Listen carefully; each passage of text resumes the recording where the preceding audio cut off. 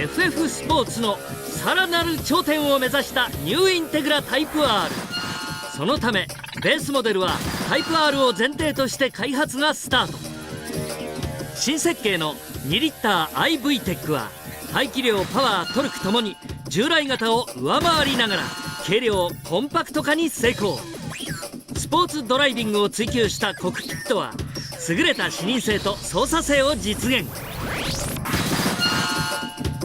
もちろんデカロシートや桃製ステアリングなど良き伝統は先代からしっかりと引き継がれている。タイヤはワンサイズアップの17インチ。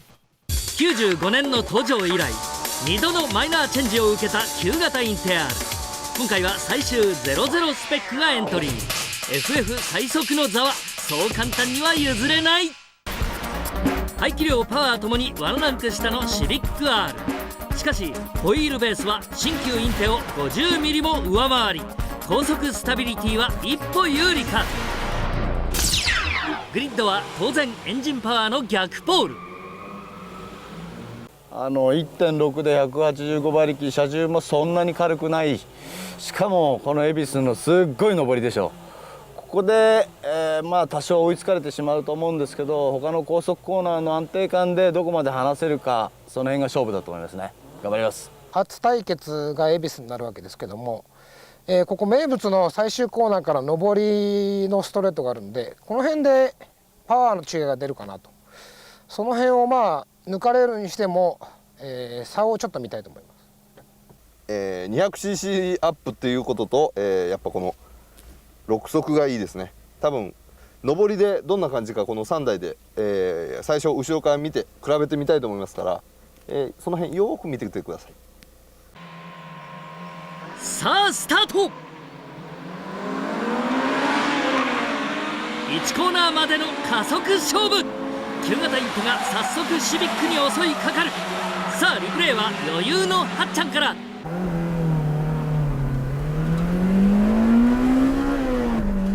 そう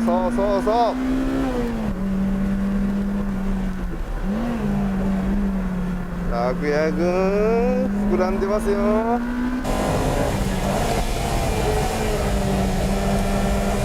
やっぱり抜けなかったか。アウトからかぶせて抜こうってもここじゃ無理か。加速を抑えないとな。上りが辛いからな。下りで差を広げたい木下シビック。ブレーキングを遅らせてすんごい突っ込み。うわ疲れてるよ。ダメ。さあ上りです。お早いよみんな。そりゃそうだ。他じゃライバル不在と恐れられているタイプ R ブラザーズですからね。ダメ行かせねえよあんなもん。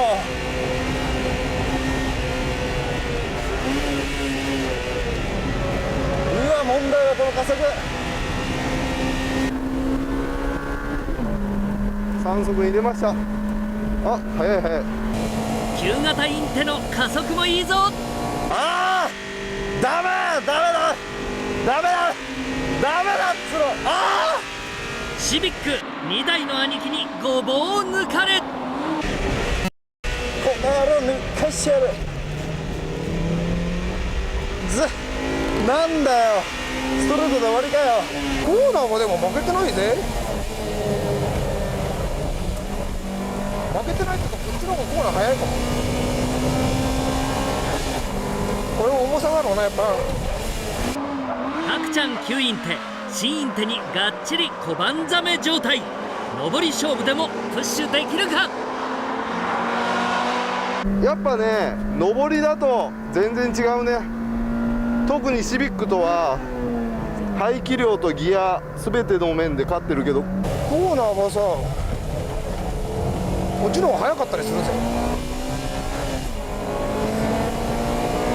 ストレート速いね。ギアレシオかな。とはいえまだテールトゥーノーズ。木下シビックも必死に食らいつく。追いついてんでしょ。追いついてんでここだよ。VTEC が6000からしか効かないのに、この急坂で6000以上に回転が上がんないのよ。上りのストレートで徐々に差を広げる新型インテ。さあファイナルラップだ。あっちがコーナーちょっとヨタヨタしてるの重さのせいかな。確かに上り以外では差を広げられない新型インテ。走りのポテンシャルはどうなのか。ブレーキのタッチのねフィーリング上げてるって言うんだけど、まあ制動力自体上がってるような気もするし、あとこの辺のデフの効き具合、パワーオンでの解答性はやっぱ上がってるね。けど俺このハイスピードだけはなんかちょっと後ろの接地感がないような。はい、でここが一番違います。この域3速で、やっぱ6500ぐらいのとこ。服部新インテ楽々のデビューウィン。